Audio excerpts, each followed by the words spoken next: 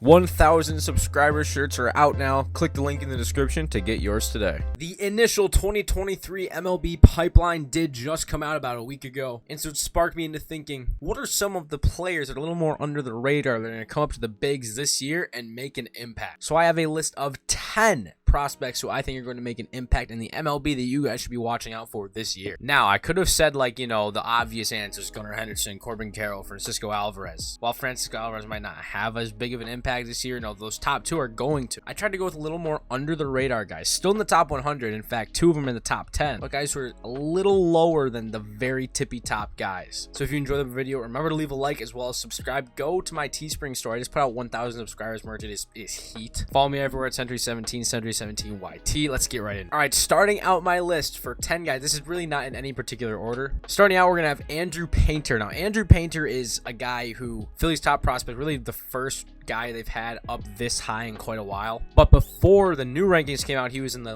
mid 20s. Dude, Andrew Painter throws gas. He sits 98. He's 6'7", about 240 pounds. But let me just look at his stats from this past year. In 2022, in 100 innings, he threw a 1.56 ERA. Phillies have an open spot in the fifth man in the rotation. He is more ready than Mick Abel is, in my opinion, though he is younger. He's only 19 years old. So there's a very high possibility that he comes up in the MLB this year. And even if you look at his bio, I think it says 2023. Some people don't think he'll come up until maybe halfway through next year. I think the Phillies have it on their mind that they want him this year. I guess we'll just keep going down the line. Elly De La Cruz is the next guy that I love. Another big guy, 6'5", 200. When I look at him, I think of O'Neal Cruz for some reason. Was not a draft pick. He did sign on. It does say right here, 65 grand. But I mean, in Arizona ball, he was crazy. I mean, hitting 304, but he's hitting for pop too. I mean, go over here. 28 home runs this past year. Only 120 games. This guy is going to shine. He's MLB ready. He's a guy that the Reds can really build around if they are going to actually compete in the next few years. I mean, they probably won't, but this is a very good guy to build around. He's only 21, still young. I like Elly De La Cruz. Another guy I like right after him, Jordan Lawler. Shortstop prospect, 6'2", 190. He was a first-round pick in 2021, but 100 games, 303 average, 16 home runs. That is a very good sign for Diamondbacks, whose middle infield really... Ketel Marte is good. He also plays center a little. But yeah, Rojas at third,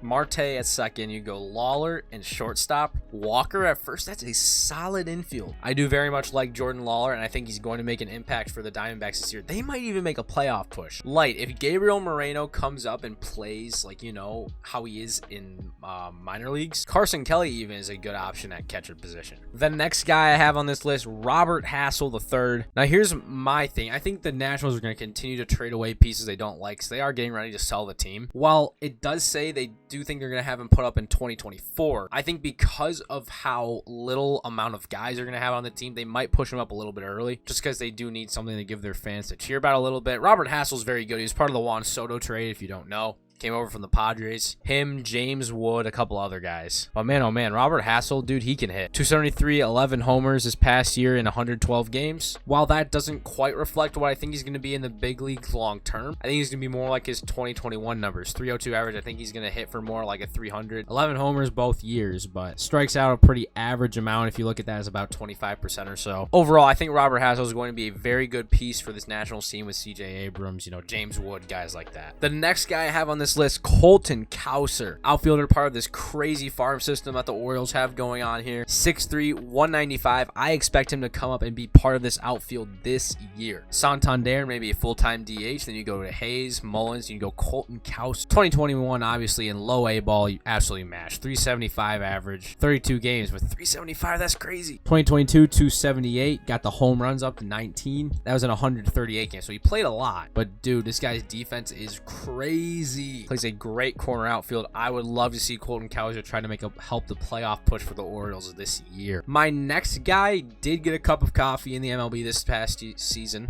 That'd be Logan O'Hoppe. If you don't know, the Phillies and Angels made a series of 2 trades at the deadline this past year. They traded for Noah Syndergaard, and they sent over, I forget his name, some no-name hitter, not even in the Phillies top 10 prospects. Sent him over, but then they trade for Brandon Marsh because they need a defensive center fielder, and they send Logan O'Hoppe over. Logan O'Hoppe gets up to the majors and he proves that he can hit, albeit 5 games.